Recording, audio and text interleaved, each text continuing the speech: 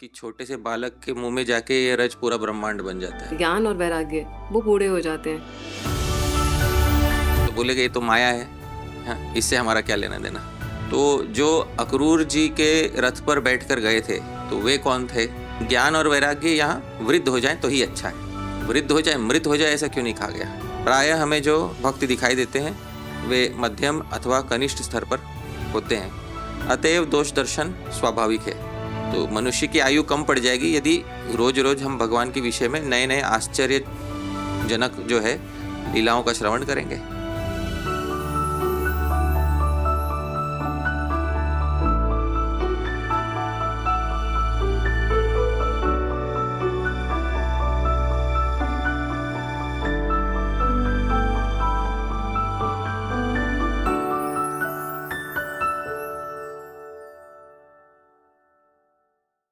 हरे Krishna. ISKCON Vrindavan द्वारा आयोजित हमारे प्रथम पॉडकास्ट सत्र में आपका हार्दिक स्वागत है। पूरे विश्व भर से पत्रों एवं कॉल्स के माध्यम से आपके अनेक प्रश्नों एवं सुझावों से प्रेरणा लेते हुए आपके अनेक जिज्ञासाओं एवं रुचि का ध्यान रखते हुए हमारे इस्कॉन वृंदावन के प्रबंधकों ने हमें यह सुअवसर प्रदान किया कि इस वार्तालाप के माध्यम से हम आपके प्रश्नों एवं जिज्ञासाओं का समाधान कर पाएं। तो आज हमारे प्रथम सत्र में हम स्वागत करते हैं हमारे विशेष अतिथि श्रीमान हरि पार्षद प्रभु जी का। हरे कृष्णा प्रभु जी। प्रणाम।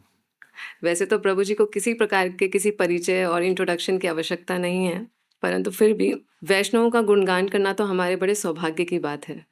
प्रभु जी परम पूज्यपाद श्री श्रीमद शिला राधा गोविंद दास गोस्वामी महाराज के एक कृपा पात्र शिष्य हैं। साथ ही इस्कॉन शास्त्री कमेटी के एक मुख्य सदस्य हैं।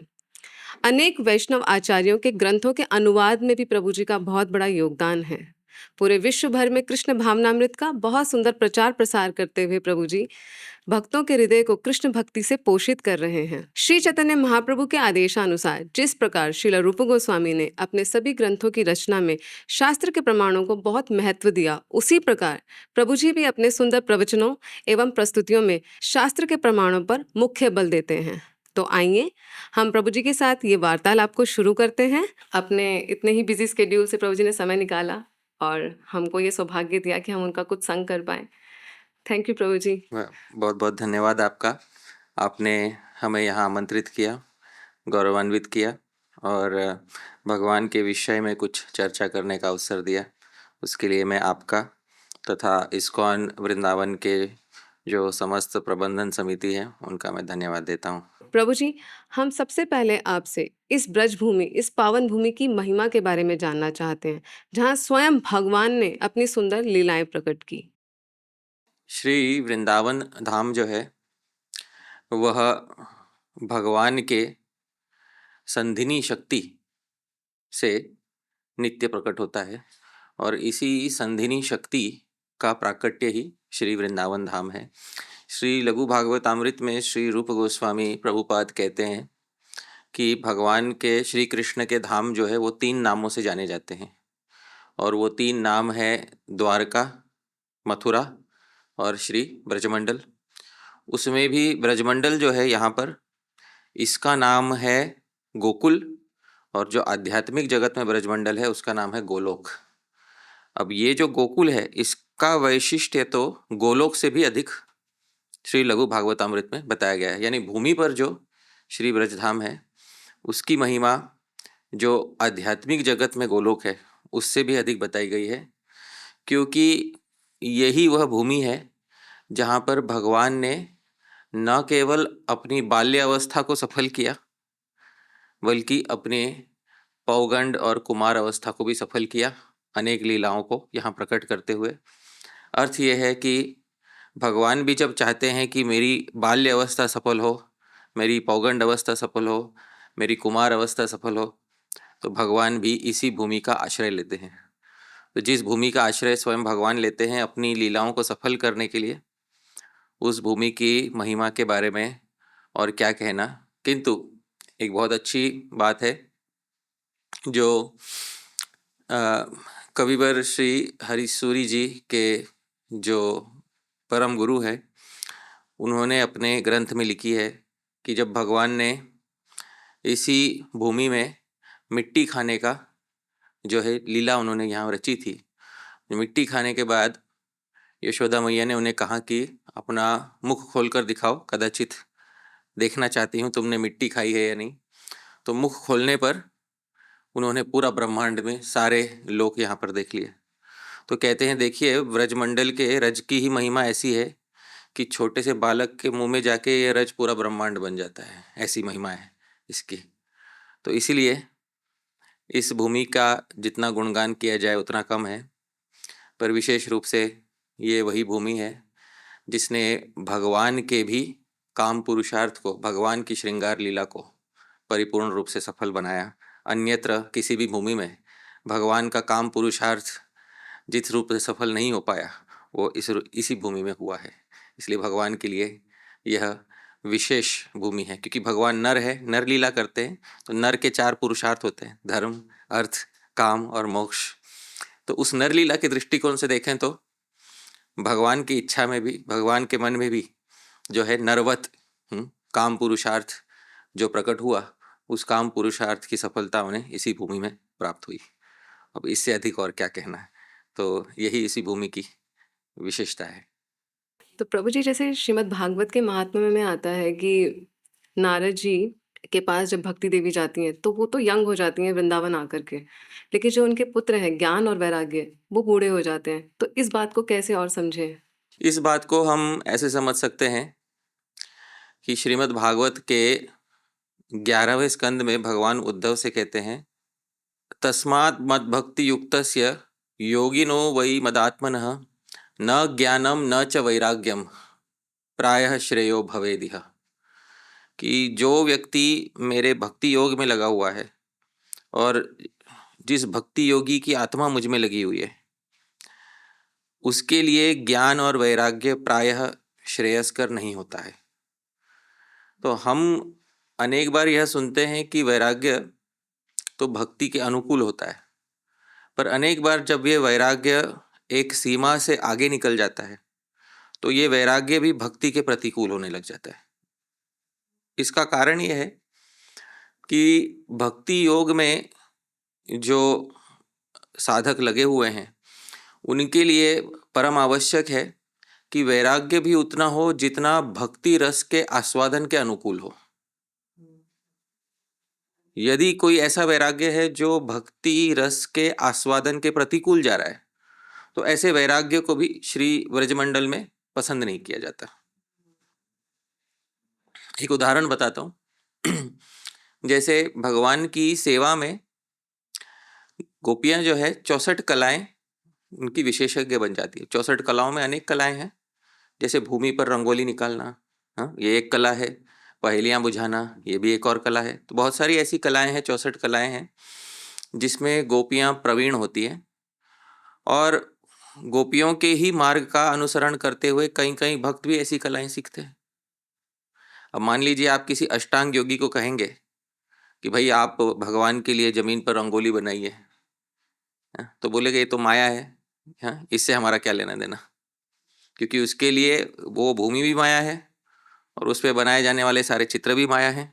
जब उसके लिए संसार ही मिथ्या है तो ऐसा वैराग्य जो है वो भक्ति के निश्चित रूप से प्रतिकूल हो गया। तो इसीलिए श्रीमद् भागवत महापुराण के महात्म्य में ये बात आती है कि ज्ञान और वैराग्य यहाँ वृद्ध हो जाए तो ही अच्छा है। तो वृद्ध हो जाए, मृत हो जाए, ऐसा क्यों नहीं कहा गया? तो इसका भी कारण बताते हुए श्री रूप गोस्वामी भक्ति रसामृत सिंधु में कहते हैं कि ईशत प्रथमम एवेति नांगत्वम उचितम तयो। थोड़ा ज्ञान और थोड़ा वैराग्य भक्ति के आरंभ में आवश्यक होता है, पर इनको भक्ति का अंग नहीं मान लेना चाहिए। भक्ति के 64 अंग में श्री रूप गोस्वामी प्रभुपाद जी ने ज्ञान और वैराग्य को सम्मिलित नहीं किया। आप देखिए 64 अंग यदि पढ़ेंगे तो उसमें ज्ञान और वैराग्य को सम्मिलित नहीं किया गया है। तो वो सम्मिलित न करने का कारण यही है कि ज्ञान और वैराग्य भक्ति के अनुकूल हो सकते हैं, लेकिन थोड़ी मात्रा में। उसका अतिशय कर देने पर व्यक्ति ज्ञान मार्गीय या अष्टांग योगी हो जाता है। और इसीलिए ना निर्विण्णो नातिसक्तो भक्ति योगो अस्य सिद्धिदः, भगवान का ही वचन है श्रीमद् भागवत के 11वें स्कंद में। जो ना तो अतिशय आसक्त है ना अतिशय विरक्त है, जो मध्यम मार्गीय है, उसी के लिए भक्ति योग सिद्धि प्रदान करने वाला होता है। तो ये इसका कारण है जी, जिसको श्री रूप गोस्वामी प्रभुपाद जी ने युक्त वैराग्य कहा है। अब युक्त वैराग्य में भी क्या है कि कुछ लोग युक्त वैराग्य के नाम पर भी भोग कर लेते हैं। तो ये बात समझनी चाहिए कि युक्त वैराग्य वास्तव में होता क्या है, वो तो विषय अलग है। किंतु भक्ति योगी का वैराग्य कैसा होता है कि वह किसी विषय वस्तु को स्वीकार कर लेता है, पर वो विषय वस्तु में उसकी व्यक्तिगत आसक्ति नहीं होती। वो उसको हरि संबंधी वस्तु, भगवान के संबंधित वस्तु देखता है और उस वस्तु को या उस विषय को उतना ही प्रयोग करता है जितना भगवत सेवा के लिए अनुकूल है। पर अष्टांग योगी या ज्ञानी वो तो मुमुक्षु है, वो तो फटाफट संसार से भागना चाहता है। तो सभी को कोई वस्तु भगवान की सेवा के लायक हो उसको भी त्याग देता है। तो ये शुष्क वैराग्य में और युक्त वैराग्य में ये भेद होते हैं। युक्त वैराग्य में भी भक्त को इतना ध्यान रखना चाहिए कि उस वस्तु से, विषय वस्तु से व्यक्तिगत आसक्ति ज्यादा ना होने लग जाए। आसक्ति केवल सेवा मात्र के लिए ही हो, बस इतना यहाँ पे कहा जा सकता है जी। तो प्रभु जी, एक प्रश्न और आता है कि जैसे कि कहा जाता है, आचार्यगणों ने अपनी टीकाओं में लिखा कि कृष्ण कभी ब्रज छोड़कर ही नहीं गए। तो इस बात को और कैसे समझे कि कृष्ण हमेशा ब्रज में रहे? श्री कृष्ण कभी ब्रज छोड़ के नहीं गए। तो इसी का प्रमाण आचार्यों ने दिया है, वृंदावनम परित्यज्यम पदम एकम न गच्छति, कि वृंदावन छोड़कर एक पैर भी बाहर नहीं जाते। तो जो अक्रूर जी के रथ पर बैठकर गए थे तो वे कौन थे, और अक्रूर जी के रथ पर बैठकर जाने के बाद फिर भगवान कैसे व्रज में जो है उपस्थित है, और भगवान के प्रकट लीला के तिरोभाव के बाद अभी लगभग 5000 वर्ष हो गए हैं, उसमें भी आज भी भगवान कैसे व्रज में हैं और व्रज छोड़कर कहीं नहीं गए हैं। तो इस विषय में आचार्यों ने बहुत विवेचन किया है। श्री लघु भागवतामृतम में, कृष्ण संदर्भ इत्यादि ग्रंथों में आचार्य ने इस पे भरपूर विवेचन किया है। बात यह है कि श्री कृष्ण है, श्रीमद् भागवत में कहा गया है, बहुमूर्ति एक मूर्तिकम, अनेक मूर्तियां एक मूर्ति में हैं, ऐसा तथ्य श्रीमद् भागवत में बताया गया है। बहुमूर्ति एक मूर्तिकम, तो बहुमूर्ति एक मूर्तिकम का अर्थ ये होता है कि श्री कृष्ण की एक मूर्ति में, जो मध्यम आकार मूर्ति यहाँ श्री व्रजमंडल में 5000 वर्ष पूर्व श्री कृष्ण ने दिखाई थी, उस मध्यम आकार मूर्ति में अनंत मूर्तियां, मत्स्य कूर्म वराह वामन नरसिंह राम बलराम परशुराम इत्यादि अनंत मूर्तियां उसी मूर्ति में समाविष्ट है। अतएव जो श्री कृष्ण व्रज त्याग कर गए थे वह श्री कृष्ण का जो वासुदेव रूपी वैभव है वो था, और द्विभुज जो है श्री कृष्ण, जो वंशी पकड़ते हैं, जो गैया चराते हैं, उस द्विभुज पुरुष का कार्य तो इसी व्रजमंडल का है। वो द्विभुज पुरुष जो ग्वाल बाल रूप में है वो बाहर जाके करेगा भी क्या, प्रश्न ये उठता है। मथुरा द्वारका में उस ग्वाल बाल का कोई कार्य ही नहीं है। तो अतएव वह जो द्विभुज रूपी ग्वाल बाल है वह इसी भूमि में यहीं पर रहते हैं। प्रकट लीला जिसको हम कहते हैं, प्रकट लीला मतलब ऐतिहासिक रूप से जो 5000 वर्ष पहले हुई थी उसको प्रकट लीला कहते हैं। और एक होती है अप्रकट लीला। अप्रकट लीला मतलब जो हमारी आंखों से ओझल है जन साधारण के, किंतु यहाँ नित्य होती रहती है। तो ये दो प्रकार की लीलाओं का स्तर है, प्रकट लीला और अप्रकट लीला। प्रकट लीला में विरह होता है, यानी प्रकट लीला में ऐसा जान पड़ता है कि भगवान वृंदावन छोड़कर जा रहे हैं, जबकि अप्रकट लीला में भगवान यहाँ पर नित्य रास या नित्य लीला गोप गोपियों के संग यहाँ पर करते हैं।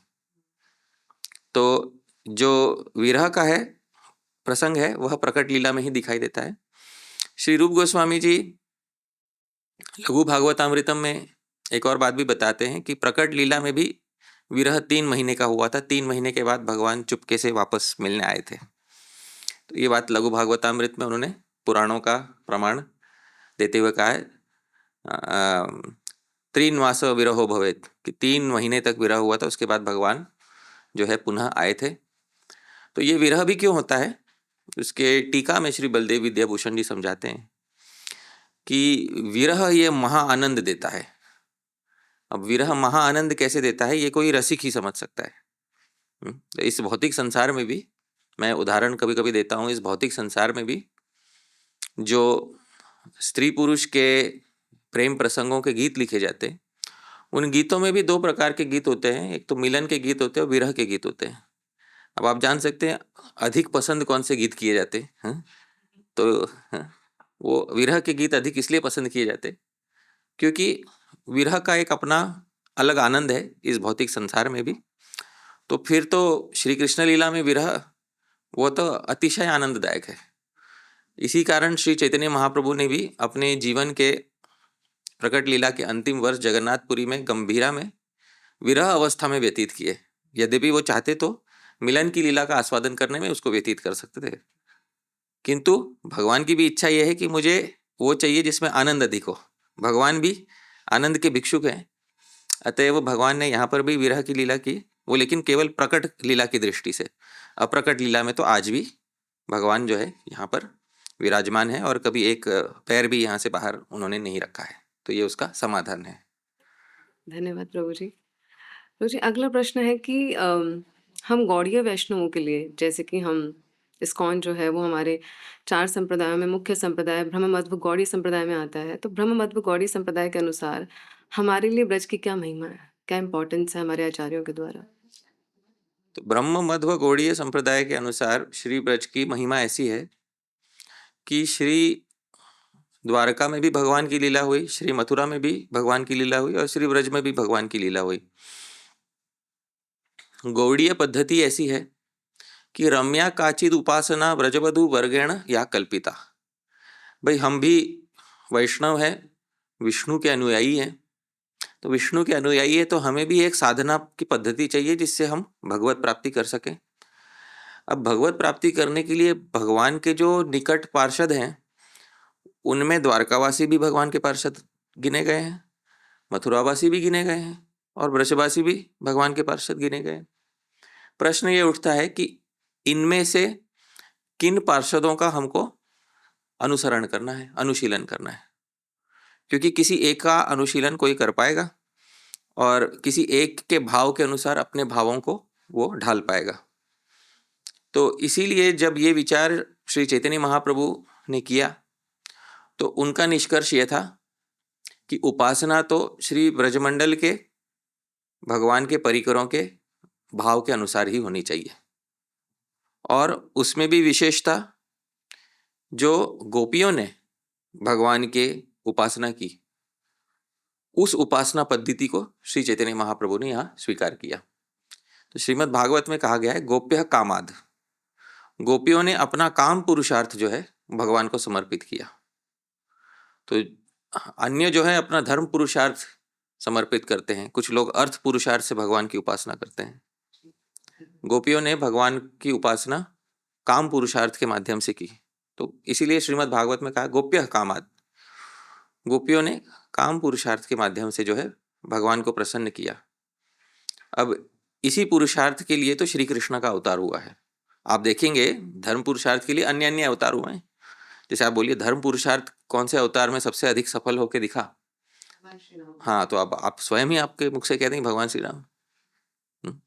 और इसी प्रकार से अर्थ पुरुषार्थ आप कहेंगे किसमें अधिक, तो वामन देव, उनका अर्थ पुरुषार्थ उन्होंने ऐसा सफल किया कि पूरे संसार को ही अपनी संपत्ति बना ली। अब प्रश्न ये उठता है कि काम पुरुषार्थ किसने सफल किया? तो कौन से अवतार में भगवान का काम पुरुषार्थ सर्वाधिक सफल हुआ? हाँ, तो ये तो श्री कृष्ण ही है, क्योंकि जो जो इच्छाएं अधूरी रह गई थी पिछले पिछले अवतारों में, वो एक ही इच्छा अधूरी रह गई थी उनकी, और वो है कि अपने जीवन का काम पुरुषार्थ सफल करें नरलीला में। तो अतएव उन्होंने यहाँ पर ब्रजमंडल में उन्होंने अपने ब्रजमंडल का आश्रय लिया, और इस पुरुषार्थ को पूरा करने में कौन से वे भक्त हैं जिन्होंने उनकी सर्वाधिक सहायता की? तो ये तो ब्रजमंडल की गोपियां ही हैं।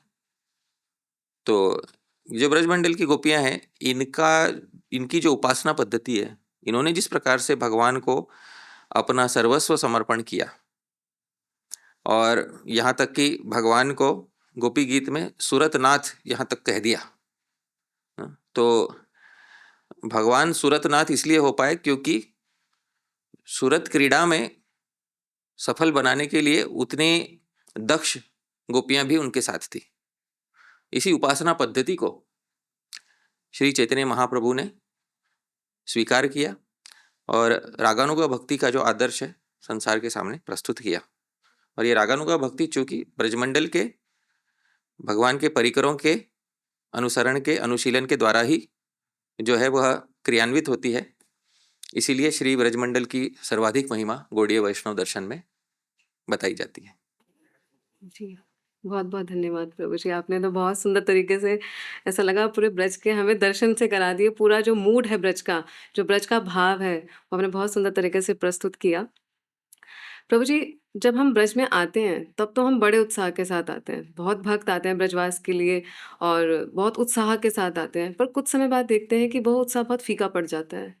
तो उसका क्या कारण होता है ऐसा कि इतना इतनी डिटर्मिनेशन के बाद आने आने के बाद भी बहुत संकल्पों के साथ अखंड ब्रजवास करेंगे और पता नहीं नाना प्रकार के जो संकल्प भक्त लोग लेकर के आते हैं ब्रज में, कुछ समय बाद वो सब हल्का हो जाता है।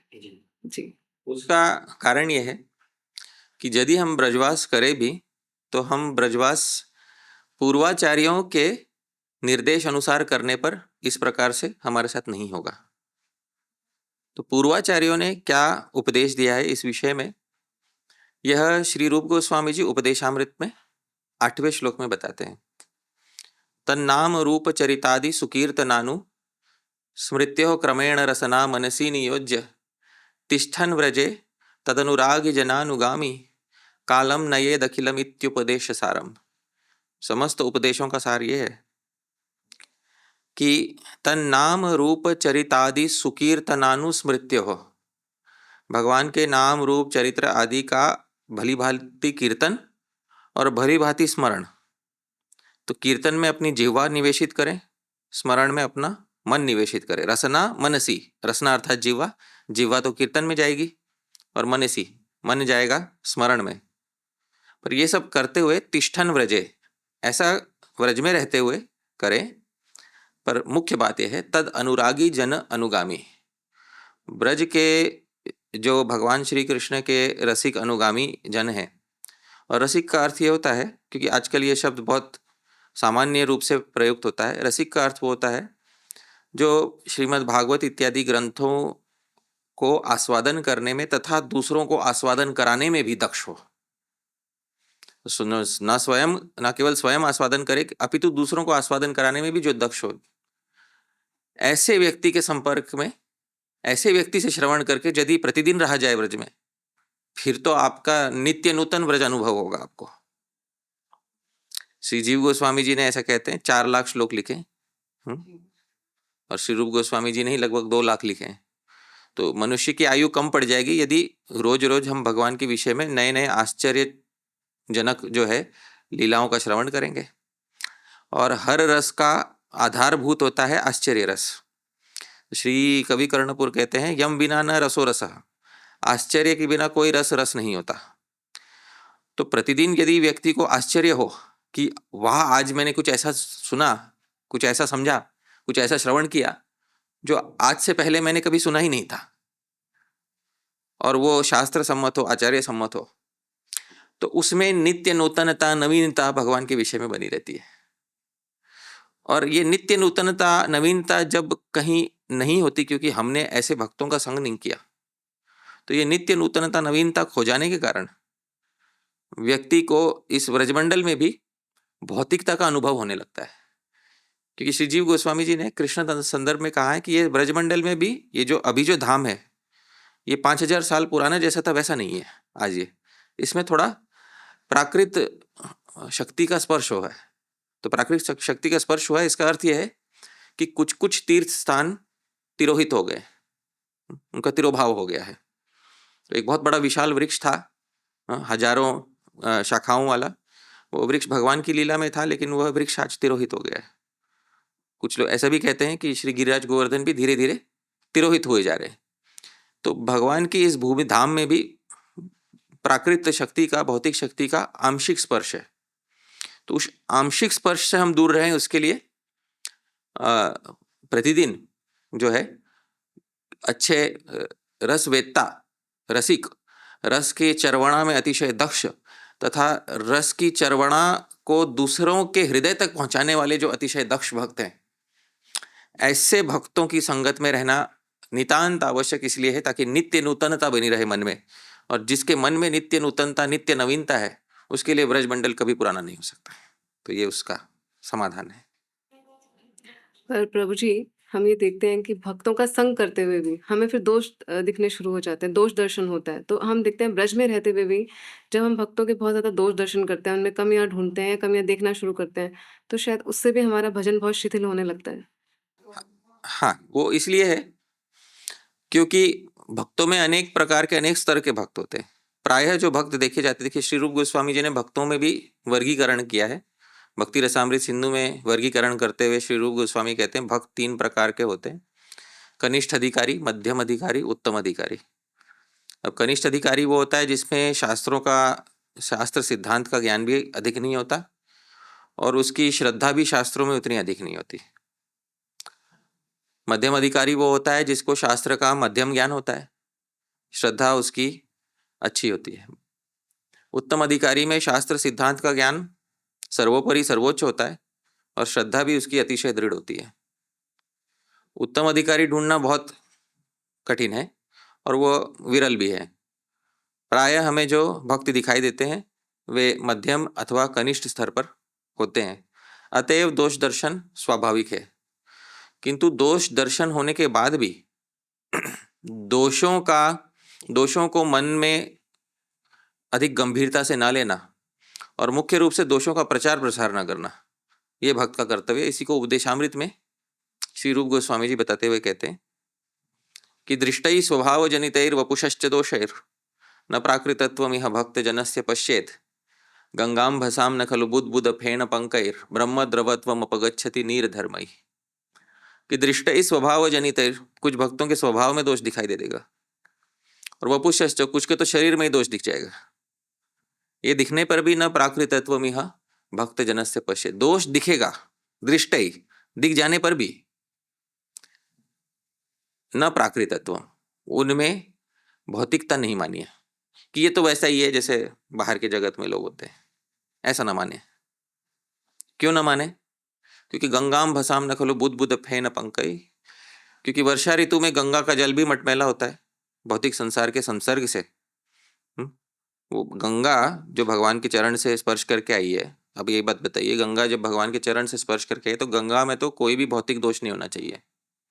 जिसको साक्षात भगवान के चरण का स्पर्श प्राप्त हुआ है उसमें कोई दोष नहीं दिखना चाहिए। पर आंशिक रूप से भौतिक संसार का संसर्ग होने के कारण गंगा में भी दोष दिख जाता है, और वो विशेष रूप से वर्षा ऋतु में दिखता है। पर ब्रह्म द्रवत्वम है तो वो ब्रह्म द्रव यानी आध्यात्मिक जल है वो, और वर्षा में मटमैला होने पर भी साधुगण उसमें स्नान आदि क्रियाएं करते हैं उसको ब्रह्म द्रव मान के, क्योंकि वे जानते हैं कि वर्षा ऋतु के बाद कौन सी ऋतु आएगी। वर्षा ऋतु के बाद आएगी शरद ऋतु, और शरद ऋतु में सारे जल स्वच्छ हो जाते हैं। उसी प्रकार से आज भक्त के जीवन में वर्षा ऋतु चल रही होगी कदाचित, पर वर्षा ऋतु के बाद शरद ऋतु का आगमन होगा, और जैसे ही शरद ऋतु का आगमन होगा भक्त का जीवन भी निर्मल स्वच्छ हो जाएगा। किंतु हमारा किया हुआ दोष दर्शन, या हम यदि उसके बारे में किसी सभा में कुछ कह दें तो वो नहीं मिटेगा। इसलिए हम जब यहाँ आए तो हम बहुत गिने चुने भक्तों का संग करने आए। हजारों के संग में रहेंगे तो हजारों जैसे हो जाएंगे, कुछ एक दो के संग में रहेंगे तो एक दो जैसे होंगे, पर वो एक दो ऐसे होने चाहिए जो उत्तम अधिकारी हो, भगवान को सर्वत्र देखने वाले हों, भगवान के अलावा और कोई चर्चा करने वाले ना हो। और ऐसे वैष्णव में यदि आपको दोष दिखेंगे भी तो भी वो दोष आप इतने गंभीरता से ना लोगे, है ना, क्योंकि उनके गुण इतने महान हैं कि दोषों को सहसा ढक लेते हैं। और अन्य भक्तों में दोष क्यों नहीं देखना, तो श्री रूप गोस्वामी जी ने बताया क्योंकि वर्षा ऋतु चल रही है उनके जीवन में, और वर्षा ऋतु एक समय के बाद चली जाएगी। तो उनके जीवन में भी कुछ दोष होंगे। दोष भी, भौतिक संसार में कोई भी भाव स्थायी नहीं है, सब अस्थाई है। तो दोषों का भी यहाँ पे कोई स्थायित्व नहीं है, सब अस्थाई हैं दोष, धीरे धीरे वे भी चले जाएंगे। वाह! बहुत सुंदर एनालॉजी से प्रभु जी आपने ये एक्सप्लेन किया दोष दर्शन के बारे में। प्रभु जी, हमारे पास बहुत सारी क्वेरीज आती हैं, भक्तों की कॉल्स आते हैं और बहुत उत्साह दिखता है उनका, ब्रजवास करने की बड़ी इच्छा होती है, परंतु हर किसी के लिए तो संभव नहीं है कि वो शरीर से ब्रजवास कर पाए। तो उनके लिए हम क्या मैसेज दे सकते हैं? आचार्यों ने उनके लिए क्या सिद्धांत बताया है? जी। आ, तो श्री भक्ति रसामृत सिंधु में श्री रूप गोस्वामी जी एक श्लोक लिखते हैं कि कृष्णम स्मरण जन्म चास्य, कि भाई इस श्री ब्रजमंडल में तद्भाव लिप्सुना कार्य ब्रजलोकानुसारतः, कि जो भक्त राग भक्ति ये करना चाहते हैं, अपने भजन में आगे बढ़ना चाहते हैं, उनको श्री वृंदावन के जो भगवान के नित्य पार्षद हैं, जैसे श्री दाम, सुदाम, नंद महाराज, यशोदा इत्यादि, उनके अनुसरण में राग भक्ति, गुरुजनों के द्वारा दिखाए हुए पथ पर चल के राग भक्ति का अनुशीलन करना चाहिए। किंतु बात यह है कि हर कोई जो है श्री व्रज में वास कर पाए, हर किसी का सामर्थ्य नहीं होता। तो श्री जीव गोस्वामी जी टीका में कहते हैं, सामर्थ्य सती नंद निवास स्थाने श्री व्रजे वासम कुर्यात, कि सामर्थ्य हो तो श्री व्रज में, अर्थात जो नंद महाराज का निवास स्थान है, मतलब ये जो भूमि है, इसमें सामर्थ्य हो तो इसमें वास करें।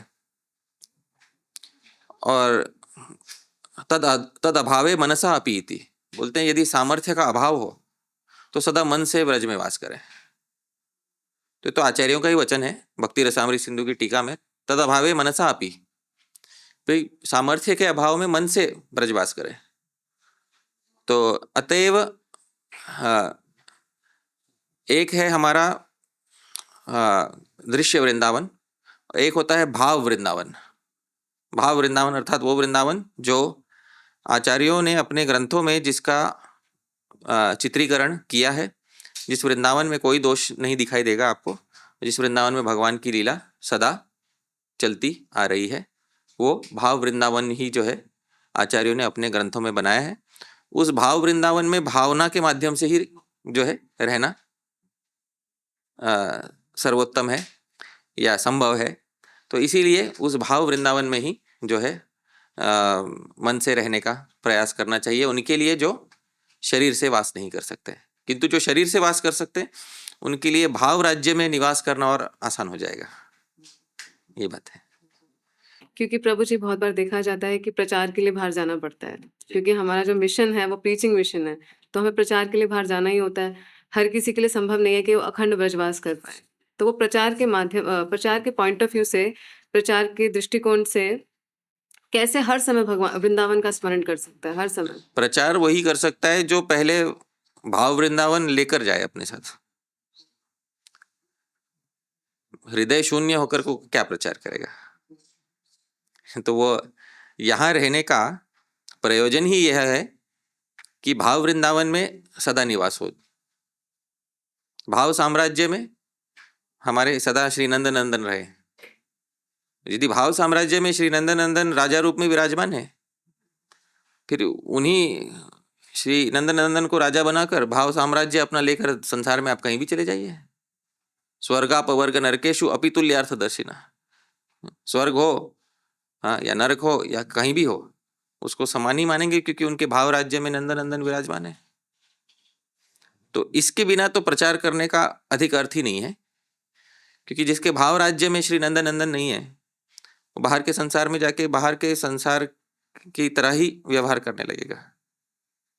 तो सर्वप्रथम ये बहुत बात आवश्यक है कि मन में भाव वृंदावन हो और फिर प्रचार प्रसार करने के लिए जाएं तो सर्वोत्तम है। कभी कभी गुरु आज्ञा के कारण भी वृंदावन के बाहर प्रचार करने के लिए जाना पड़ सकता है।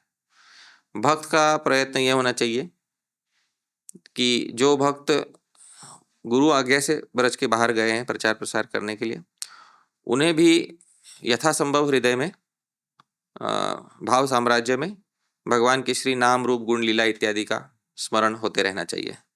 तब जाके प्रचार हमारा जो है बहुत असरदार होगा। क्योंकि श्री चैतन्य महाप्रभु श्री चैतन्य चरितामृत में कहा गया है, आचार करे है कह न करे प्रचार, प्रचार करे है कह न करे आचार, आचार प्रचार तुम्ही करे दुई कार्य, तुम्ही जगत गुरु तुम्ही जगत तेरा आर्य। श्री हरिदास ठाकुर के बारे में कहा, कुछ लोग आचरण करते हैं, यानी भाव वृंदावन तो हृदय में बना रखा है, न करे प्रचार, पर प्रचार नहीं करते हैं। और प्रचार करे है कि कुछ लोग तो बहुत प्रचार करते हैं, न करे आचार, पर हृदय शून्य है। ऐसा हो जाता है। दोनों अच्छे हैं भक्त, कोई बुरी बात नहीं है, ऐसा नहीं, सबका सम्मान है यहाँ पर, किसी का कोई अपमान नहीं। पर चैतन्य महाप्रभु की इच्छा यह है कि आचार प्रचार तुम्हें करे दुई कार्य। तो पहले जन्म सार्थक करी भाई, पहले अपना भाव वृंदावन आप तैयार कर लीजिए, फिर करो परोपकार, फिर आप प्रचार के लिए जहाँ चाहिए वहाँ आप जाइए। तो ये इस दृष्टिकोण से हम समझ सकते हैं उसको। प्रभु जी, अभी तो जैसे हम सबका नहीं, मतलब मैं अपना तो कहूंगी कि हृदय बहुत कलुषित है, बहुत अनर्थ भरे हैं। तो कैसे भगवान के प्रति राग उत्पन्न करें? ये राग उत्पन्न करना तो देखिए, संसार में जिसको हम कहते हैं हृदय कलुषित होना, कलुषित होने का अर्थ यह है कि संसार के संसर्ग में हमारे अंदर त्रिवर्ग की इच्छा जाग उठी है। त्रिवर्ग जिसको हम कहते हैं धर्म अर्थ और काम, धर्म अर्थ और काम की इच्छा को ही त्रिवर्ग कहते हैं। तो यहाँ पे जो सारी भौतिक इच्छाएं होती हैं वो अर्थ और काम के भीतर आ जाती है, ये बात है। तो कलुषित होने का अर्थ यह है कि बस त्रिवर्ग की इच्छा यानी धर्म अर्थ और काम की इच्छा मनुष्य के हृदय में जाग उठी है। तो ऐसी परिस्थिति में हम क्या करें?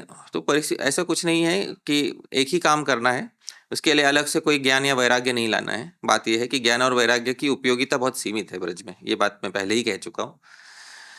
लेकिन किसी रसिक भक्त के जो राग मार्ग का अनुशीलन करने वाला हो, उसके सानिध्य में रह के ये सारे दोष सहसा दूर हो जाते हैं। ये बात हमें थोड़ी जाननी होगी। साधु कृष्ण भक्ति जन्म मूल है साधु संग। चैतन्य चरितामृत में एक बात कहते हैं कि हम अपने हाथ पैर चला के जो भक्ति करते हैं उससे राग की उत्पत्ति नहीं हो सकती। ये बात जानना बहुत आवश्यक है कि हमारी इंद्रियां, आप जानेंगे, मैं यदि प्रश्न पूछूं कि इंद्रियां आध्यात्मिक है अथवा भौतिक है, तो इसका क्या उत्तर है? भौतिक। और हमारा मन आध्यात्मिक है अथवा भौतिक है? भौतिक। भौतिक भौतिक है। तो भौतिक इंद्रियों के संचालन से, भौतिक मन के संचालन से कोई आध्यात्मिक वस्तु कैसे पैदा की जा सकती है? संभव नहीं, संभव नहीं है। तो हम सुबह उठते हैं, माला घुमाते हैं, हाँ? तो माला घुमाते तो फिर भाई 10 साल के बाद व्यक्ति सोच रहा है कि कुछ हो क्यों नहीं रहा है। तो वो हो इसलिए नहीं रहा है क्योंकि अतः श्री कृष्ण नामादि न भवेत ग्राह्यम इंद्रिय, ये इंद्रियों द्वारा जन्य भी नहीं है, पैदा भी नहीं हो सकता। ये राग ये इंद्रियों के द्वारा ग्रहण भी नहीं किया जा सकता। तो फिर इसको कैसे जीवन में लाएं? प्रश्न वास्तव में यह है कि इसको जीवन में कैसे लाएं, क्योंकि इसको पैदा कैसे करें? यदि पैदा करेंगे तो ये तो भौतिक वस्तु हो जाएगी, क्योंकि भौतिक वस्तुएं पैदा होती हैं। क्षण विकार जो है, हाँ, जायते अस्ति वर्धते विपरिणमते अपक्षीयते नश्यति, ये 6 विकार ये भौतिक वस्तुओं में होते हैं। राग कोई भौतिक वस्तु है नहीं, तो ये तो पैदा भी नहीं की जा सकती। जो अभौतिक वस्तु है यानी जो आध्यात्मिक वस्तु है, उसके लिए गीता में न जायते म्रियते वा कदाचित, ये तो गीता का ही सिद्धांत है। आत्मा के विषय में भगवान कहते हैं आत्मा ना कभी पैदा होता है ना कभी मरता है। तो भक्ति कभी कैसे पैदा हो सकती है, मर सकती है? भक्ति ना तो कभी पैदा होती है ना कभी मरती है, संभव नहीं है। तो भक्ति क्या होता है? बस एक हृदय से दूसरे हृदय में आविर्भूत होती है। ये बात जानना बहुत आवश्यक है। एक हृदय से दूसरे हृदय में आविर्भूत होती है। तो जब किसी रसिक भक्त का हम संग करते हैं तो उसके संग में उसके हृदय के जो भावनाएं हैं वो कदाचित कुछ कुछ भावनाएं हमारे हृदय में आविर्भूत होने लगती हैं। और फिर हमारे भी कुछ साधन होता है, ऐसा नहीं कि हम साधन शून्य रहें, हम भी साधन करें। तो भगवान की कृपा होने पर और किसी अच्छे भक्त का संग होने पर, और भक्त कैसा? जिसको पहले से ही राग भक्ति की प्राप्ति हो चुकी हो। तो जिसके पास 100 रुपया है वो आपको 10 रुपया दे सकता है, और उस 10 रुपए को आप निवेश करके 100 बना सकते हो, है ऐसे। ये तो ऐसे ही चलता है। अब आप बोलोगे कि नहीं भाई मुझे किसी से लेना भी नहीं है, मुझे अपने हाथ से नोट छापना है, तो आप जीवन भर प्रयास करते रहोगे, असली नोट नहीं छाप पाओगे आप, क्योंकि आप जानते हो असली नोट छापने के लिए जो मशीनरी चाहिए होती है वो आप जीवन भर प्रयास करोगे तो भी आप नहीं जुटा पाओगे। तो जिसके पास 100 रुपया है वो आपको 10 रुपया दे पाएगा।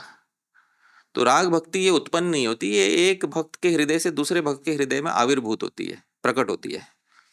तो इसीलिए साधु संघ का इतना महत्व बताया गया है, क्योंकि भक्त लोग अपने जीवन में बहुत इंद्रियों से प्रयास करते हैं और वो करना भी चाहिए, साधन भक्ति है ही वो मार्ग।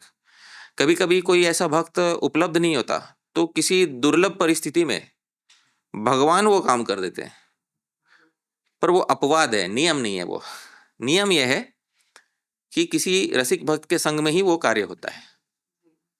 तो इसीलिए जब ये सब नहीं होता तो भक्त लोग फिर दूसरी दूसरी दिशाओं में चले जाते हैं। कोई भक्त सोचता है कि बाहर के संसार के दोषों को मैं दूर करूं, पहले पहले बाहर का संसार का दोष दूर होगा तब मेरे अंदर का दोष दूर होगा। ऐसी सब भावनाएं या भ्रांतियां जो है किसी भक्त के मन में आ सकती हैं। या दूसरा भक्त सोचेगा अरे मेरे खुद के ही धर्म अर्थ काम पुरुषार्थ पूरे नहीं हुए और मैं कहाँ भक्ति करने चला था, 10 साल के बाद सोच रहा है। हाँ, तो चला दूसरी दिशा में, फिर अपने कुछ धर्मार्थ काम की पूर्ति करने चला गया। जबकि बात यह है कि किसी अच्छे रसिक भक्त के संग में रहता तो एक झटके में उसको ये सारी उसको सीधा सीधा कुछ कुछ राग का अंश जो है उसको अनुभूत होने लगता। अनुभव होने पर तुरंत उसे समझ में आ जाता कि भाई यही वस्तु है जिसकी मैं प्रतीक्षा कर रहा था। फिर उस वस्तु के आधार पर उस वस्तु को अपने जीवन का केंद्र बिंदु बनाकर, उस राग के अनुभव को अपने जीवन का केंद्र बिंदु बनाकर भजन प्रणाली से भजन करें। बहुत सरल हो जाएगा, फिर तो ज्यादा कठिन नहीं है उसमें। तो इस गुण को लाने के लिए प्रभु जी, मतलब इस भाव को लाने के लिए कि हम किसी से ग्रहण भी कर पाए, तो उसके लिए कोई विशेष गुण हमें चाहिए? हाँ, उसे तत्र लौल्यम अपि मूल्यम कलम, श्री रूप गोस्वामी जी ने बताया कि तृष्णा इतनी होनी चाहिए मन में कि व्यक्ति मन में सर्वस्व त्याग करके भी इस वस्तु को प्राप्त करने की इच्छा रखने वाला होना चाहिए, कि हर किसी को ये नहीं प्राप्त होता। और जैसे कि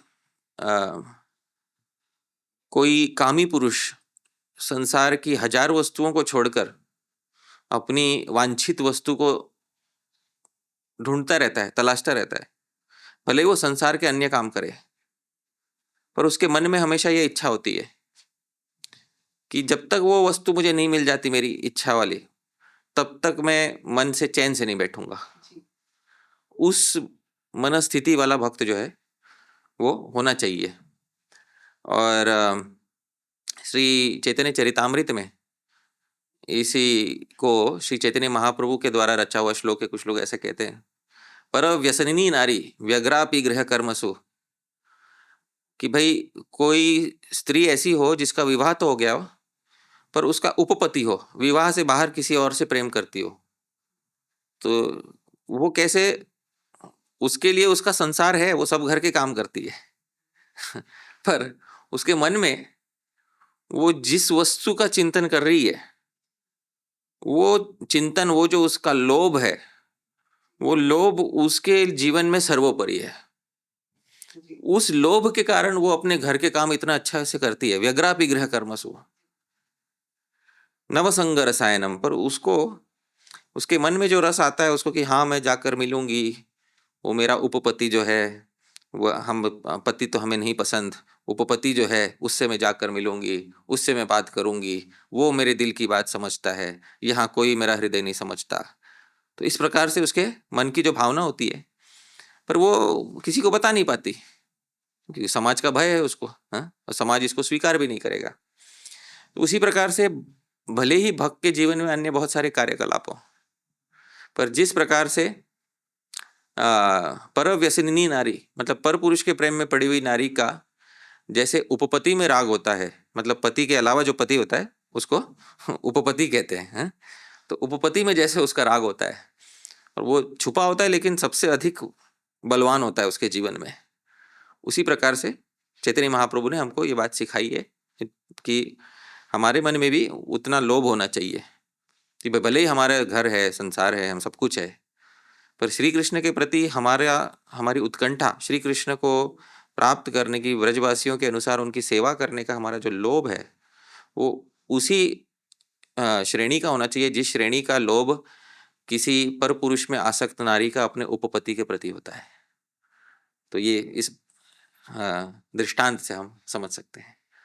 हाँ, बहुत सुंदर तरीके से प्रभु जी आपने समझाया। और जैसे प्रभु जी हम देखते हैं कि भगवान जब भौम लीला करते हैं, इस धराधाम पे जब लीला करते हैं, तो भगवान अपनी बाल्य लीला भी करते हैं। भगवान प्रकट होते हैं, फिर किशोर अवस्था में जाते हैं। तो यही लीला क्या नित्य गोलोक में भी की जाती है भगवान द्वारा? जी, तो बात यह है, भगवान की लीला नित्य रूप से गोलोक में भी चलती है, नित्य रूप से गोकुल में भी चलती है। गोकुल में कभी कभी जन सामान्य के सामने प्रकट हो जाती है द्वापर युग में, है कि नहीं। यहाँ पे जो लीला होती है भौम वृंदावन जिसको कहते हैं, वो लीला द्वापर युग में प्रकट हो जाती है। उससे पहले के युगों में सत्य, त्रेता और उसके बाद के कलयुग में अप्रकट रहती है, पर होती यहाँ पे नित्य है। तो यहाँ पे भी वो लीला नित्य होती है। और गोलोक में, आध्यात्मिक जगत में, जिसको त्रिपाद विभूति कहते हैं, वहां पर भी ये लीला नित्य होती है। तो ऐसा नहीं मानना चाहिए कि वहां लीला नित्य है यहाँ अनित्य है, ऐसा नहीं है। वहां दिखती नित्य है, यहाँ दिखती अनित्य है। यहाँ प्रकट अप्रकट होती रहती है, वहां नित्य प्रकट है लीला। ये बात है। इस समय अप्रकट है लीला, 5000 साल पहले वही लीला प्रकट थी। तो भौम वृंदावन में भी नित्य है, वहां पर भी नित्य है। आचार्यों का यह कथन है, श्री कवि कर्णपुर आनंद वृंदावन चंपू के पहले स्तबक में कहते हैं, बाल्यादि लीला असुर नाश लीले, लोकम विना नारहति एव शोभाम। तो दो प्रकार की लीला केवल इस लोक में शोभा को प्राप्त करती है। बाल्य आदि लीला, बाल्य, पौगंड इत्यादि लीला, और असुर नाश लीला। तो ये जो दोनों लीलाएं हैं, ये इसी लोक में शोभा को प्राप्त होती है। तो इसका अर्थ यह है कि भगवान को भी जब इन लीलाओं का आस्वादन करना है, तो उनको इस लोक का आश्रय लेना पड़ेगा, है कि नहीं। अब आप ये बताए, अब कुछ लोगों के मन में ये थोड़ा कुंठित भावना आ जाती, पर ये लोग तो दुखालय में शाश्वत है कि नहीं। तो जब भगवान के साथ यहाँ लीला कोई भक्त लोग भी करेंगे, तो भगवान उन भक्तों को दुख होगा, क्योंकि है तो भौतिक संसार। पर भगवान जब 5000 वर्ष पूर्व आते हैं, या जब भी भगवान की जो लीला यहाँ पे होती है, वो योग माया के आवरण में होती है। वहां भक्तों को कोई भौतिक दुख नहीं होता। ये बात है। यहां तक कि ये भी कह दिया गया कि जब पूतना मर के गिरी, तो वो कंस के आंगन में गिरी, तो कंस के वृक्ष टूटे, ब्रजमंडल के एक भी पत्ते को क्षति नहीं हुई। तो जब भगवान यहाँ पर लीला करते हैं, चाहे इस संसार में भी लीला करें, तो भक्तों के ऊपर योग माया का आवरण होता है, और उस योग माया का जो आवरण है, उसके कारण भक्तों को कोई भौतिक दुख नहीं होता। अर्थात भगवान की लीला में ये संसार भी उतना ही दुख रहित है जितना वो संसार है। तो जब ये संसार भी उतना ही दुख रहित है भगवान की लीला में जितना वो संसार है, तो भक्तों के लिए भी कोई विशेष नहीं है कि भाई यहाँ पे भी रह के लीला कर सकते हैं, वहां पे रह के भी लीला कर सकते हैं। पर यहाँ पे लीला की विशेषता यह है कि यहाँ पे बाल्य आदि लीला, असुर नाश लीला, दो लीलाएं यहाँ होती है। अब भक्तों को असुर नाश लीला में उतना अधिक रुचि नहीं, पर बाल्यादि लीला जो है, हाँ, उसका आस्वादन करने में रुचि अधिक है। भगवान को भी रुचि अधिक है। इसलिए श्री रूप गोस्वामी जी ने लघु भागवतामृत में एक सिद्धांत कह दिया, यत्तु गोलोक नाम स्यात् तच्च गोकुल वैभवम। जो गोलोक नाम का है, हाँ, हम ऊपर दिशा में दिखाते हैं, हाँ, हाथ ऊपर करके दिखाते हैं, हाँ, पर ऊपर नीचे क्या है ये हम नहीं जानते, हाँ, ऊपर, हाँ, कौन सी दिशा में है, हाँ, हम ऊपर करके दिखाते हैं हाथ, हाँ। पर जो आध्यात्मिक जगत में त्रिपाद विभूति जिसको हम कहते हैं, उसमें जो गोलोक नाम है, वो इस गोकुल की विभूति है। आप समझ रहे हैं, वो जो वहां का भगवान की लीला का स्थान है, वो इस लीला की विभूति है। यानी इस लीला का वैशिष्ट्य उस लीला से अधिक है। यहां पे होने वाली लीला का वैशिष्ट्य उस लीला से अधिक है, क्योंकि इसका कारण क्या है, भगवान की लीला ही नर लीला है, और नर लीला नरलोक में अधिक विशेषता को प्राप्त होगी, है कि नहीं। वो तो दिव्य लोक है, ये तो नरलोक है। और भगवान की लीला कौन सी लीला, आप बताइए, हाँ, दिव्य लीला है कि नर लीला है। तो नर लीला कौन से लोक में अधिक शोभा को प्राप्त होगी, नरलोक में प्राप्त होगी। पर बस योग माया के आवरण में किसी को कोई दुख नहीं होता। और जो दुख इत्यादि देखे जाते हैं, उसको भी आचार्य गण श्री जीव गोस्वामी जी बताते हैं, वे भक्ति रस के संचारी भाव होते हैं। यानी वो भक्ति रस के भावों का अनुभव कर रहे हैं, उसमें कोई भौतिक दुख या क्लेश नहीं हो रहा उनको। और इसी का श्रीमद् भागवत में प्रमाण देते हुए कहते हैं, नाविंदन भव वेदनाम, श्रीमद् भागवत में 10वें स्कंद में, कि गोप इत्यादि, गोप गोपियां इत्यादि श्री कृष्ण की लीलाएं की चर्चा करते करते उनको भौतिक संसार के दुखों का तनिक मात्र, लेश मात्र भी उनको अनुभव नहीं हुआ। ये तो श्रीमद् भागवत में ही लिखा हुआ है, नाविंदन भव वेदनाम, उनको कोई भौतिक दुखों का अनुभव नहीं हुआ। तो ये लीला का स्थान उससे भी अधिक विशेष है। पर ये इसका अर्थ ये नहीं जो हमारी आंखों के सामने अभी दिख रहा है, जहां सीमेंट पत्थर इत्यादि की बिल्डिंगें बन रही हैं, वो वाला लीला नहीं। जो अप्रकट लीला चल रही है उसकी बात चल रही है यहाँ पर, जो योग माया के आश्रय में है पूरी तरह से, जहाँ भौतिक दुख का लेश मात्र भी नहीं है, जो जिसको भाव वृंदावन के माध्यम से हम हृदय में अनुभव कर सकते हैं। हाँ, उसमें आज भी आप बाल्य लीला का आस्वादन कर सकते हैं। पर वहां तो नित्य किशोर है भगवान, नित्य किशोर है, तो फिर तो वहां बाल्य लीला के आस्वादन का अधिक अवसर नहीं है। असुरों का क्या, दूसरी बात यह है, असुरनाश लीला का क्या। असुरनाश लीला यहाँ पे होती है। श्री भक्ति संदर्भ में श्री जीव गोस्वामी कहते हैं, असुरास्तु तत्र यंत्रमया, गोलोक में असुर इत्यादि भी यंत्रमय होते हैं। हाँ? यानी उनमें, हाँ, ऐसे कोई वहां पे जीवात्मा जो है वहां पे उसका अभिमान लेकर असुर बना है, ऐसा नहीं होता। यद्यपि असुरों के साथ लीला वहां भी होती है, पर असुरास्तु तत्र यंत्रमया, वो सब यंत्रमय होते हैं। हाँ? तो अभिमान सहित जो असुर होता है वो इसी संसार में प्राप्त होता है। तो अभिमानी असुर यहाँ होता है, निरअभिमानी असुर वहां होता है। तो निरअभिमानी असुर के साथ युद्ध करने में भगवान को अधिक आनंद आएगा या अभिमानी असुर के साथ युद्ध करने? सीधी बात है। तो भगवान भी इस लीला को अधिक आस्वादन करना चाहते हैं, ये इसका समाधान है। बहुत सुंदर तरह से प्रभु जी आपने बताया। तो जैसे प्रभु जी आपने बताया कि उस वृंदावन और इस वृंदावन में भी कोई भेद नहीं है, इनफैक्ट यहाँ पे भगवान ज़्यादा एंजॉय करते हैं, आनंद लेते हैं लीलाओं का। तो प्रभु जी, जब हम वृंदावन से, जैसे कभी लोग वृंदावन से बाहर जाते हैं, तो कभी उनकी इच्छा होती है कि वो यहाँ से गिरिराज जी ले जाएं, या राधा कुंड के जल को ले जाएं, या ब्रज रज ले जाएं। तो इसका कोई शास्त्रिक प्रमाण है कि हमें ब्रज से बाहर ले जाना चाहिए कि नहीं ले जाना चाहिए? बात यह है कि हम बाहर ले जाएं, ये सोचना ही थोड़ा उचित नहीं है। जब हम अपने घर को ही वृंदावन बना रहे हैं और उसमें गिरिराज जी को स्थापित कर रहे हैं, तो हम गिरिराज जी को कहाँ लेके जा रहे हैं? ये बात है, दृष्टिकोण ये है। श्री गिरिराज जी को हम किस भावना से रख रहे हैं, ये बात आवश्यक है। तो आज श्री गिरिराज जी के आसपास भी बहुत सारे कोई भौतिक गीत चल रहे होंगे या कुछ भी इस प्रकार के भौतिक संसार का स्पर्श हो रहा होगा। उस दृष्टि से देखो तो गिरिराज जी आज भी व्रज के बाहर ही है, थोड़ा यहाँ पे रहते हुए भी है कि नहीं? हाँ, उस दृष्टि से देखें तो श्री गिरिराज जी व्रज में होते हुए भी थोड़ा तो बाहर का स्पर्श हो ही रहा है। आप उनको उठाकर ले जाते हो, बाहर ले जाते हो, हाँ, तो फिर उनको पूरा बाहर का स्पर्श अनुभव होने लगे। पर बात यह है, आप एक वातावरण ऐसा तैयार करें अपने घर में, जहाँ भी गिरिराज जी को लेकर जा रहे हैं, जहाँ उनको व्रज ही लगे। जैसे विदग्ध माधव ललित माधव में वो एक नव वृंदावन बनाया गया था श्री कृष्ण के लिए, है ना? उनको ऐसा लगे कि भाई मैं तो व्रज में ही आ गया हूँ। तो इसी प्रकार से श्री गिरिराज जी को भी ये अनुभूति होनी चाहिए, हम कभी उनको व्रज के बाहर नहीं ले जाते। ये जो लोग कहते हैं कि हम उनको व्रज के बाहर ले जाते हैं, तो उन्हें अपना दृष्टिकोण सुधार लेना चाहिए, है? कि हम व्रज में आ रहे हैं ये नहीं कि हम उनको व्रज से बाहर लेकर जा रहे हैं। क्योंकि गिरिराज जी कोई ऐसा नहीं है कि किसी सुपरमार्केट के शेल्फ पे रखे हुए कोई वस्तु हम उठाकर अपने बैग में उठाकर ले गए, अपने घर पे ले गए, वैसा नहीं है। वे हमारे धाम में प्रवेश करेंगे या हम उनके धाम में प्रवेश करेंगे, प्रश्न ये उठता है। उसका सहज उत्तर यह है कि हम उनके धाम में प्रवेश करेंगे। तो जब हम उनको उनके धाम से बाहर लेकर ही नहीं जा रहे, तो फिर ये भावना उत्पन्न ही नहीं होती। पर एक ये तो भाव राज्य की बात हो गई।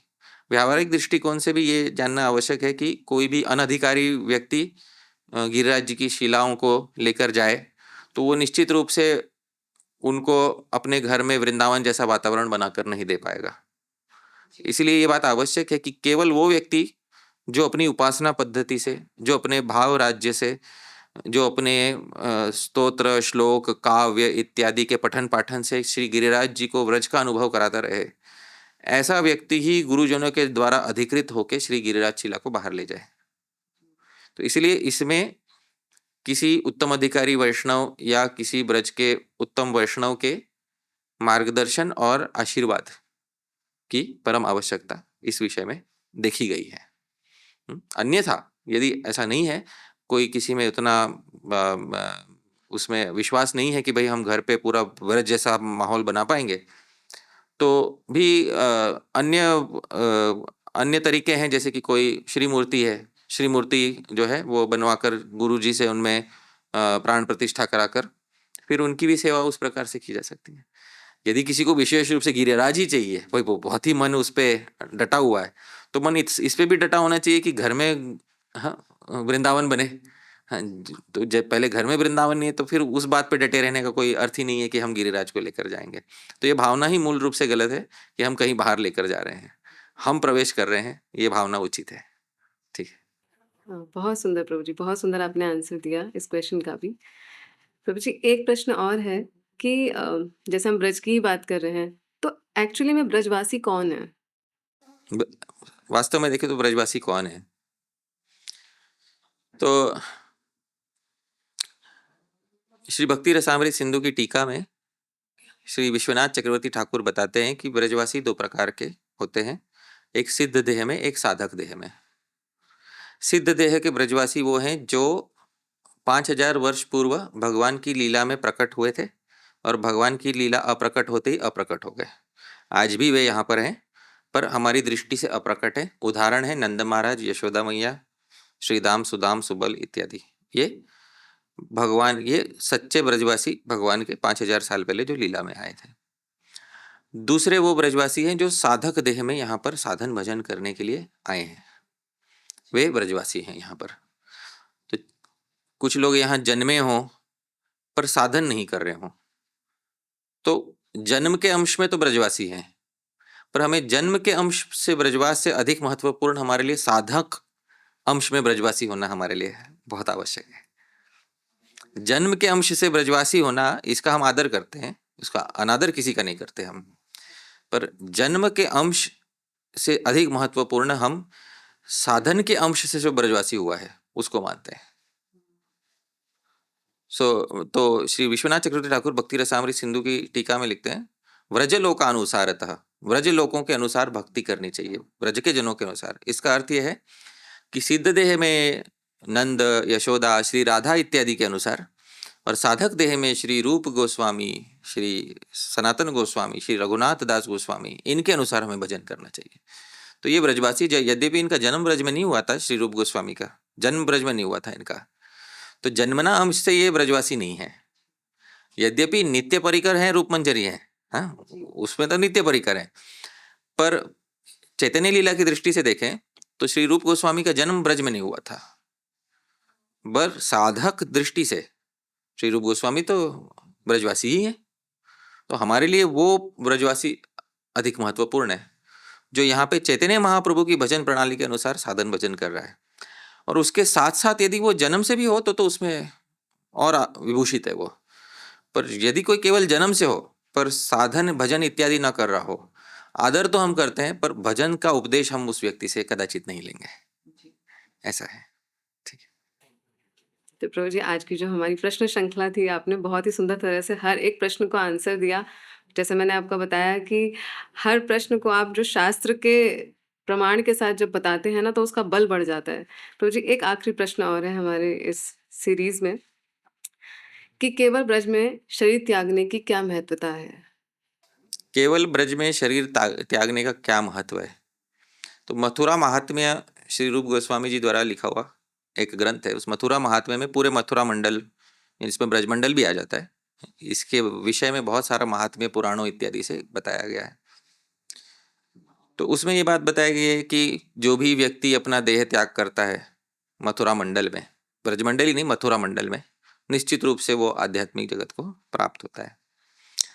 अब जब ऐसे वाक्य हमें हमारे सुनने में आते हैं तो हमें ऐसा लगता है कि किसी के भी मन में जिज्ञासा होगी, सच में ऐसा होता है या अथवा नहीं होता। और सहज बात है, मेरे मन में भी जिज्ञासा थी कि भाई जो ऐसा लिखा हुआ है, हाँ, इसको सत्य की कसौटी पर, हाँ, देखने का कोई तो तरीका होना चाहिए। तो कुछ समय पहले एक, ये तो सब अभी तो इंटरनेट आ गया है, गूगल आ गया है, इतिहास जो है बहुत आसानी से लोगों को दिख सकता है। तो कुछ समय पहले मथुरा में ही एक स्त्री रहती थी, उसका नाम था लुगड़ी देवी। और वो जब मृत्यु को प्राप्त हुई, अगले जन्म में वो आगरा में पैदा हुई, उसका नाम हुआ शांति देवी।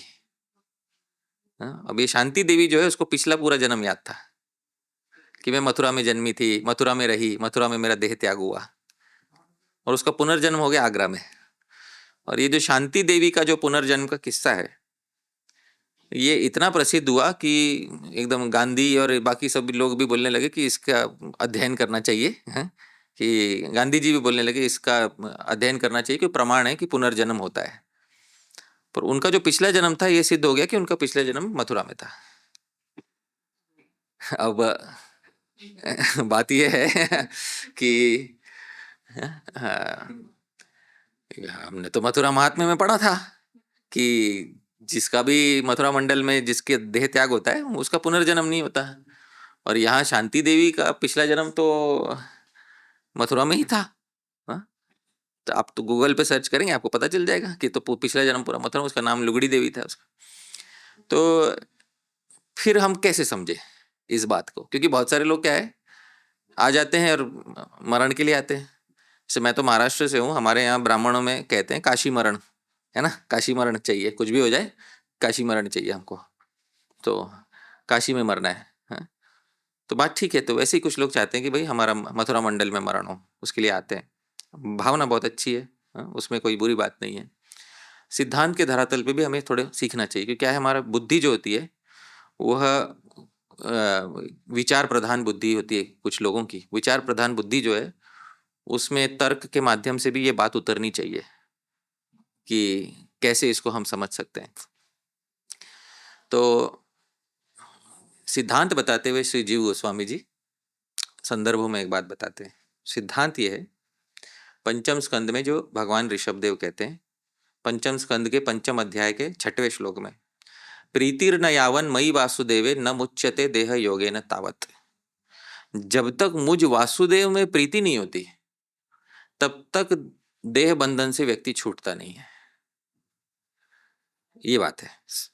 तात्विक सिद्धांत ये है। आध्यात्मिक जगत में जाने का अर्थ ही तब है जब भगवान में प्रीति हो। बिन प्रीति के वहां जाके व्यक्ति करेगा क्या? कोई एंजॉयमेंट पार्क तो, डिज्नीलैंड तो है नहीं वहाँ ऐसे है, तो वो है कि भाई आपको टिकट मिल गया, अब आप यहीं रहो और भगवान आपका भोग पूरा करेंगे, वैसा नहीं। उस सेवा का, प्रेम का वो लोक है। भगवान भी सेवा करते हैं भक्तों की, भगवान भी आनंद देते भक्तों को, भक्त भी आनंद देते भगवान को। सेवा के ऊपर आधारित लोक है, प्रेम के ऊपर आधारित लोक है वो। उसमें भोग वृत्ति का मनुष्य चला जाएगा तो वहां गड़बड़ हो जाएगी, वो हो नहीं सकता वैसा। तो प्रीतिर न यावन मई वासुदेवे न मुच्यते देह योगे न तावत। जब तक भगवान वासुदेव, भगवान में प्रीति नहीं होती, तब तक वहां जाने का कोई अर्थ ही नहीं है। तो शास्त्रों में ऐसे वाक्य क्यों दिए हुए हैं, ये बात अभी समझनी आवश्यक है। तो श्री रूप गोस्वामी जी भक्ति रसामृत सिंधु में कहते हैं, बहिर्मुख प्रवृत्ति एतत् किंतु मुख्यम फलम रति। कुछ लोग होते हैं जो भक्ति के बहिर्मुख होते हैं और इनको चाहिए होता है शॉर्टकट कि मैं तुरंत झट से मोक्ष को प्राप्त हो जाऊं। तो शास्त्र उनको बोलता है, देख बेटा, तू मथुरा में मर जा, तू मुक्त हो जाएगा। ठीक है? तो वो मथुरा में आ जाता है, मथुरा में रहता है, उसके अंदर भगवान के प्रति प्रेम थोड़ा थोड़ा आंशिक रूप से होने लगता है। मथुरा में रह रहा है इसलिए, भक्तों का संग होगा इसीलिए आंशिक रूप से होने लगता है। फिर वो मृत्यु को प्राप्त हो जाता है। पिछले जन्म में किए हुए इस भक्ति सुकृति के कारण अगले जन्म में भी उसको आकर्षण होगा, थोड़ा आकर्षण होगा, जिसको वो आगे बढ़ाएगा। कदाचित अगले जन्म में पुनः मथुरा में या व्रज में मृत्यु को प्राप्त होगा, लेकिन उसमें भी उसकी सिद्धि ना हो। फिर उसके अगले जन्म में वो इतना बलवान होगा, हाँ, कुछ जन्मों में, कि प्रेम प्राप्त हो जाएगा। और प्रेम प्राप्त होने के बाद उसकी मृत्यु कहीं पर भी हो, भाव राज्य में, तो वो वृंदावन में ही है। तो उस वाक्य का दो तरह से हम अर्थ ले सकते हैं कि जो मथुरा में मरता है, भाव राज्य में जो मथुरा में मरता है, उसका निश्चित मोक्ष होता है। ये बात आप मान लीजिए, ये अर्थ हमसे ले लीजिए आप, है कि नहीं? हाँ, भाव साम्राज्य में जो मथुरा में मरता है वो तो निश्चित मोक्ष को प्राप्त होता है। और भौतिक साम्राज्य में, भौतिक राज्य में भी जो भौम मथुरा है, भौम वृंदावन, उसमें जो मृत्यु को प्राप्त होता है वो प्रेमी होगा तो निश्चित मुक्ति हो जाएगी उसकी। किंतु शास्त्र में उसको इसलिए ऐसा बोला जाता है ताकि वो यहाँ वास करे, थोड़ी थोड़ी उसकी भगवान में रति हो। श्री जीव गोस्वामी जी एक उदाहरण बताते हैं, मैं ज्यादा समय नहीं लूंगा, कि हरित्यक्षरद्वयम् बद्ध परिकरस्तेन मोक्षाय गमनम प्रति। मथुरा वास्तु छोड़ दीजिए, शास्त्र ये भी कहता है जिसने एक बार हरि शब्द बोल दिया, हाँ, वो मोक्ष को प्राप्त हो गया। जिसने हरि बोल दिया, मतलब अब तो मैंने हरि बोल दिया, मैं तो यहीं बैठा हुआ हूँ, तो क्या गलती हो गई? तो बोलते बद्ध परिकरस्तेन मोक्षाय गमनम प्रति। इसका अर्थ यह है कि वो मोक्ष के लंबे मार्ग पर चलने लग गया। और मैं थोड़ा एक आधुनिक उदाहरण से समझाता हूँ। जैसे मान लीजिए मेरा कोई मित्र है, उसका नाम है देवदत्त, और मेरे साथ रहता है मुंबई में, और उसने ये फैसला किया कि मैं चलकर दिल्ली जाऊंगा। अब चलकर दिल्ली जाना ये कोई आसान काम नहीं, बहुत लंबा दूर चलना है उसको। तो आरंभ तो कर दिया उसने चलना, अभी मुंबई से निकला है, अभी चौराहे पर ही पहुंचा है, निकट के चौराहे पर पहुंचा है, और कोई आकर पूछता है देवदत्त कहाँ है, तो मैं बोलता हूँ देवदत्त तो दिल्ली चला गया। अभी दिल्ली गया नहीं है, अभी चौराहे पर ही है, पर बोलने के लिए बोल देते हैं कि वो दिल्ली चला गया। तो वैसे ही जो मथुरा में मरा वो मुक्त हो गया। आप समझ रहे हैं? बोलने के लिए हाँ, वो अभी चौराहे तक ही पहुंचा है। ये बात है, लेकिन शास्त्र ये कह देता है कि वो मुक्त हो गया। तो शास्त्र झूठ नहीं कह रहा है, पर शास्त्र एक दूर होने वाली बात को थोड़ा पास से बता रहा है। ये बात है, बिना प्रीति के मुक्ति होने का कोई अर्थ ही नहीं है। और मुख्य बात यह है, मथुरा में मरने का अर्थ है भाव साम्राज्य में मथुरा में मरना। भाव साम्राज्य में मृत्यु को प्राप्त होना, पर भाव साम्राज्य में मृत्यु किसी की होती ही नहीं है। बस ये शरीर छोड़ के तुरंत नया शरीर मिलता है। तो वो तो मृत्यु जो है वो बस एक छोटी सी घटना हो जाती है वहां पे, और कोई नहीं। ठीक है, बस इतना हम समझा सकते हैं। बहुत बहुत थैंक यू सो मच प्रभु जी, बहुत बहुत धन्यवाद आपका। हमारे प्रथम पॉडकास्ट में आपने इतने सुंदर तरीके से श्री वृंदावन धाम की महिमा का गायन किया। हम तो इसे बार बार श्रवण करेंगे ताकि हमारी भी वो निष्ठा हो पाए वृंदावन धाम के लिए। हरे कृष्णा। मैं यही कहूँगा, यदत्र स्खलितम किंचित विद्वांसः पूरयन्तु तत्, यदत्र सौष्ठवम किंचित तद्गुरोरेव मे नहि। यदत्र स्खलितम किंचित, बोलते बोलते कुछ गलत बोल दिया होगा तो विद्वांसः पूरयन्तु तत्, विद्वान उसको ठीक कर लें। यदत्र सौष्ठवम किंचित, कुछ अच्छा लगा आपको, तद्गुरोरेव, वो गुरुजनों का है, मैं नहीं, हमारा बिल्कुल नहीं। बहुत बहुत धन्यवाद आपका, बहुत बहुत जय श्री राधे, जय श्री। कार्यक्रम के अंत तक बने रहने के लिए आपका बहुत बहुत धन्यवाद। हम आशा करते हैं कि इस सुंदर वार्तालाप से आपको भी कुछ आध्यात्मिक अनुभूति हुई हो। इस अनुभूति को बनाए रखने के लिए अब आपको केवल 3 कार्य करने हैं। पहला, हमारे चैनल को सब्सक्राइब करें ताकि आगे भी आप ऐसी सुंदर वार्तालाप को अनुभव कर पाएं। दूसरा, इस वीडियो को ज्यादा से ज्यादा लोगों तक शेयर करें ताकि सभी इस आध्यात्मिक अनुभूति का आनंद ले पाएं। तीसरा, हमें कमेंट करके बताइए कि आज की इस वार्तालाप में आपको सबसे अच्छी बात क्या लगी, और आगे आप अपने कौन से फेवरेट स्पीकर से हमारी इस वार्तालाप को सुनना चाहेंगे। हरे कृष्णा।